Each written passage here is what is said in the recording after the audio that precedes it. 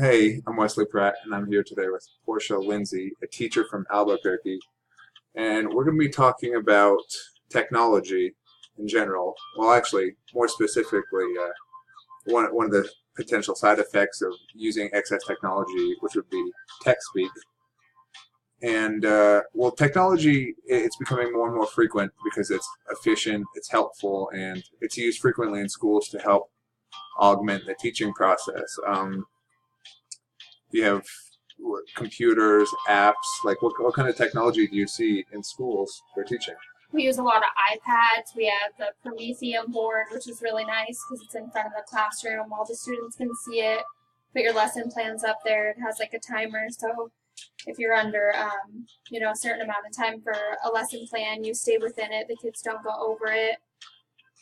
And so, what would you say? Like, those seem like very helpful tools, right? Oh yeah, most definitely. Those are helpful. It cuts down with the teacher. It cuts down on like lesson planning, but it also cuts down on grading. Being able to have them on iPads because it's less waste of paper. But then you're not spending copious amounts of time trying to grade. You actually have programs that help you grade papers, so Hmm. that's actually pretty helpful. And so, as we know, like, so teaching can help, like or technology can help the teaching process, but you also see you have issues. I'd imagine, like kids being distracted by the iPads in class, or you see correlations between like excess screen time and ADHD and depression and this and that. But another thing that's emerging, and like there's a current debate around right now, is tech speak, and if tech speak is an actual it's a big issue in schools, or it's just being inflated by certain people. So my question is, how often have you seen tech speak in school, and how common is it? Or I have, we grade a lot of journals. We do a lot of reading and writing projects. And in our journals, a lot of the kids, I teach like closer to like kindergarten through second grade classes. And a lot of our kids will put LOL for something or haha. They don't explain in proper English. So they abbreviate things. And I know what they're saying, but obviously it's not something that we're trying to teach them because it's not standard English. right, that has a time and a place, and it's probably not informal writing. And there are studies coming out that saying like 2 and 3 teachers have seen tech speak in school, and so it's hard to say that in some manner it isn't impacting them in school when studies are saying otherwise. And other people say like it's just an evolution of language. Like you have the English language in texting, which is kind of a branch of that, and it's just a separate evolution of language. Um, but I'm not sure how true that is, because it's just kind of it's slang. It's its own thing. I don't know if I'd necessarily consider it an evolution of language. I mean, like you said, it's kind of a time and a place for it. So, I mean, if you're in a rush and you're running out the door and you need to get a message across, yes, of course, it's easier to abbreviate something. But if you're trying to write in a journal and you're trying to get a point across, or you're trying to talk in an interview or anything of that nature, I mean, it's not something that should be standard. It just makes people look silly. Absolutely. And on that same note, you have text speak, which would be sort of like informal writing. You'd see that in text messages, or maybe emails, right?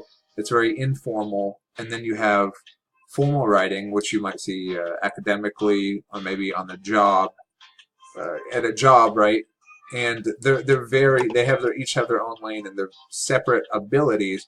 The ability to correctly punctuate and spell, and have a strong diction, is entirely separate of the text message that you would use more in like a social domain, right?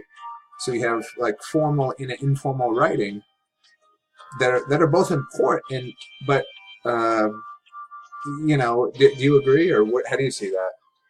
We have standards in New Mexico. We go off New Mexico Common Core, and so our standards for like the kindergarten class that I teach are all about like pronunciation and like capital letters, lowercase letters. So when you're texting and you're doing the text speak, all that's out the window. They forget about that. But we have to teach New Mexico Common Core. So our standards are all based off of standard English and staying within those guidelines. So I would say that it's really just not the time or the place for it, because we want them to be successful. We want them to be able to pass their like state tests and move on to the next level, and that's not going to help them move on to the next level. Yeah, absolutely. That they are entirely separate, and then so the question is, does the text speak bleed over into that formal or that academic writing? You have studies going either way with it, but a lot of I would say the majority of teachers in general are saying that text speak is negatively impacting formal writing because it gets students into the habit of improper spelling, grammar, this and that. So on one hand, you could say that it seems like text speak doesn't, or formal writing doesn't negatively impact, one's ability to speak in text, but the opposite is not true. Text speak could have potential detrimental effect on academic writing. Is that how you see it, or do you think?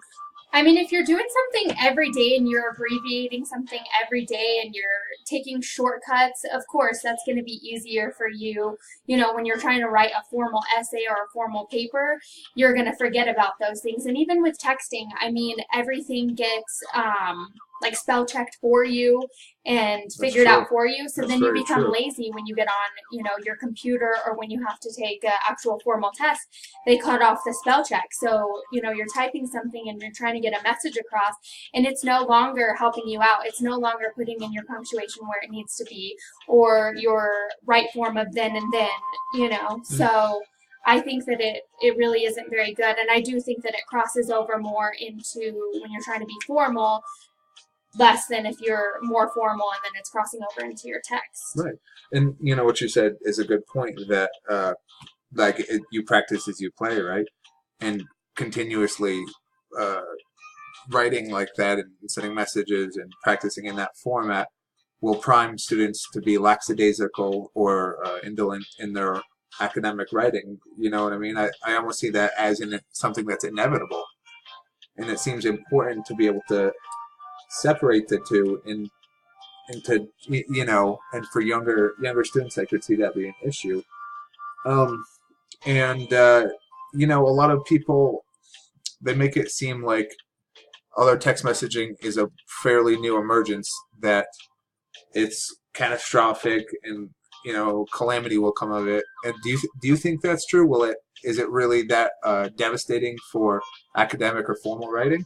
I mean, I think if you're a good teacher that you can get past it, but it's really about your interaction with your students. So, like I said, there's a time and a place, but the interaction with your student is making sure that they know, what you expect of them. And so if you don't expect, the text speak and you expect formal writing, then that's what should happen when they walk through your door.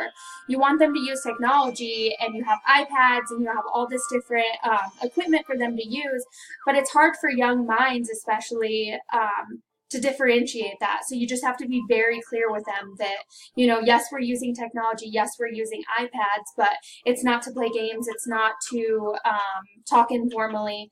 There has to be the separation. You have to be very clear with them. That's true. It is a slippery slope there.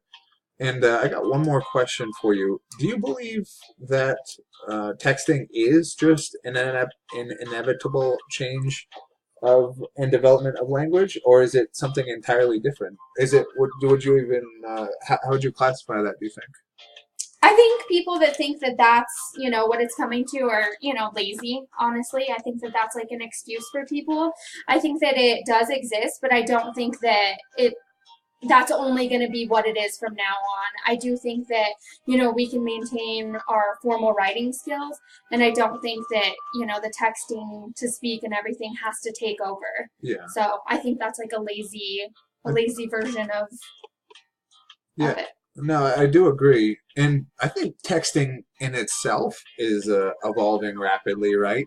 But it's entirely separate from that of not entirely separate, but it is definitely categorically different than the English language. So, texting, it's rapidly evolving.